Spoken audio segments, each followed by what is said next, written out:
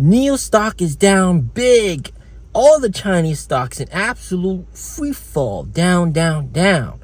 But a big mega bounce is just around the corner, the mother of all bounces. Man, so in pre-market, as of recording this video, NIO is down 3.98% at 5.82. Man, just a spicy price to be at. And NIO has been down 38.88% since 29th of December. All right, so that's quite significant considering it's been less than a month and we're down that much.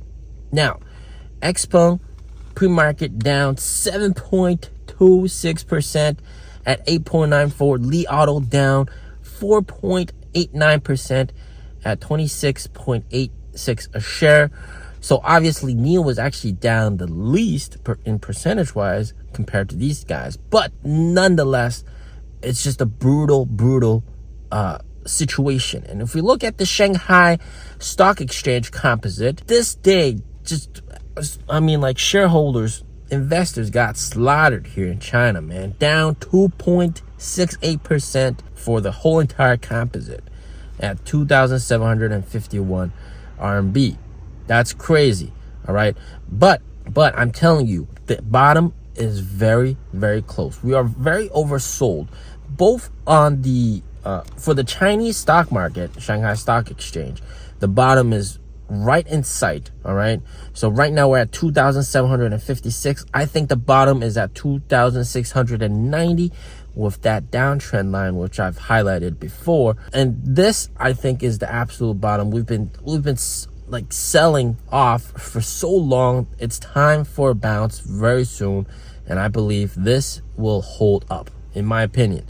Now for NIO stock, I mean, like 5.82, pretty damn low already, but do not be fooled by the fact that it could possibly go down even more with more selling, right? It could push this, and even though I have a price target of 650 for 10 years later, but short term, like the next couple days or next couple weeks, all right, but mostly couple days, we could see it get pushed down to 4.72. And this is like the absolute concrete floor that I do not expect the concrete floor to break. And this is where I think we're going to see the mother of all bounces, from 4.72 all the way maybe up to 7. All right, 7.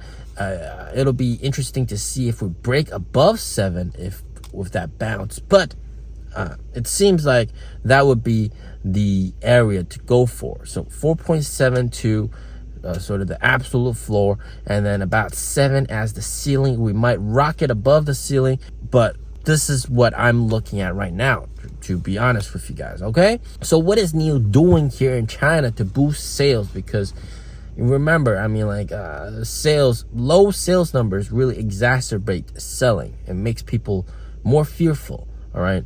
Especially if you look at Xpeng. Xpeng's been selling off quite substantially because their delivery numbers, not good, all right? Just not good at all. Even worse than NIO, which should not happen since their price is actually cheaper than NIO. But same with NIO investors, kind of fed up with the low sales numbers, okay? 6,000 to 3,000 to 1,700. That's quite bad. But we did get rumors that after them sharing the price cut situation, that allegedly they sold 1,700 in 2 hours. So maybe that's true, maybe that's not true, but from my knowledge, it's only for inventory cars. So that might be false, all right? It might be false. So don't get your hopes too high, but we are definitely going to see a slight, recovery. 1,700 is probably around the minimum amount that NIO will deliver. I don't think NIO is going to get lower than that, but it could happen. Looking at the situation in the stores, it's just absolutely brutal. There's more employees than customers, so it is tough. It is tough. Now, obviously, with Chinese New Year rolling around, people will not be buying cars around this time frame, all right? It's just people are traveling a lot, going back home, and they're saving money to celebrate with their family. And perhaps after Chinese New Year, we're going to see quite nice boost in deliveries because everybody's gotten their red packets, which is essentially what elderly people hand down to the younger generation. And sometimes these amount to a very significant amount of money. They can use that to buy cars, buy everything. So even normally after Chinese New Year, you see a big boost in spending everywhere. Now, I'll be completely honest, I'm really bullish long term, but NIO is sort of facing some challenges. And, a very big portion of NIO's sales do come from user recommendation, right? NIO owners recommending the car, etc. And I wholly do recommend the car to each and every one of you guys. And all the other lots of NIO owners that I do know, they all recommend the car. Fantastic cars. But we're seeing a situation where you can't really have too much dependence on this, right?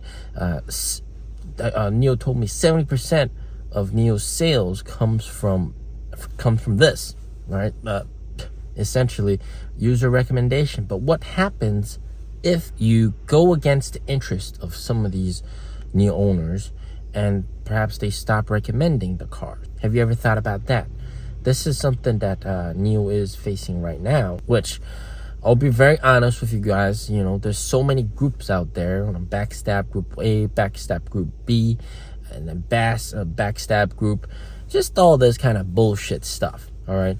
And a user rights protection group. Just all these kind of upset, butthurt NIO owners that said that they would not recommend NIO to their friends and family and that kind of stuff. So of course, if you have over reliance on referrals and that doesn't really work out too much, you gotta move to your own direct sales channels. But in terms of that, you would need lots of marketing, okay? But of course, we know that is an area that NIO does not really put too much effort in. Also, it's apparently very clear that having your number one sales city, all right, the city where you sell the most NIOs, aka in other words, most of NIO's sales comes from one city, which is Shanghai, and NIO sells the most there. But then obviously the policy change really hurt NIO bad,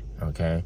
Shifting from 1 year of social insurance payment within a 2-year period to 3 years of consecutive no missing gaps of social insurance payments, and just making the rules much harder, much more difficult to get a license plate. I'm sure if they kept the same policy as last year, sales right now wouldn't be as significantly impacted. Shanghai is the only city that had one of these sweeping changes, but coincidentally, unfortunately, most of NIO's sales comes from Shanghai. So obviously the strategy going forward will be to divert some of the resources away from Shanghai. And yes, you still need to maintain Shanghai, but move more into some of the other cities out there, and especially the 3rd, 4th, 5th tier cities. Those are where the massive growth will happen, because you're seeing that with the big cities, there's really a ceiling, all right? Here in Beijing, license plate policies is just retarded, all right? Shanghai, not there yet, but the government also placing a ceiling, right? Making it difficult to get license plates. But those 4th, 5th tier cities, there's no restriction for license plates. You can buy however much you want. Some of them even still have subsidy, all right? But it's just that the knowledge there, people don't have that knowledge. They don't think the same as the people in the big cities. And they don't know about battery swap, or the other problem, infrastructure isn't there yet. They might only have one swap station in the entire city. How is that going to work? All right. So that's where NIO really needs to shift the strategy towards and promote those smaller tier cities, get those up and running. Overall, a big bounce is going to come, guys. Do not sleep on it. Just my opinion. As always, stay safe, stay healthy. Peace out.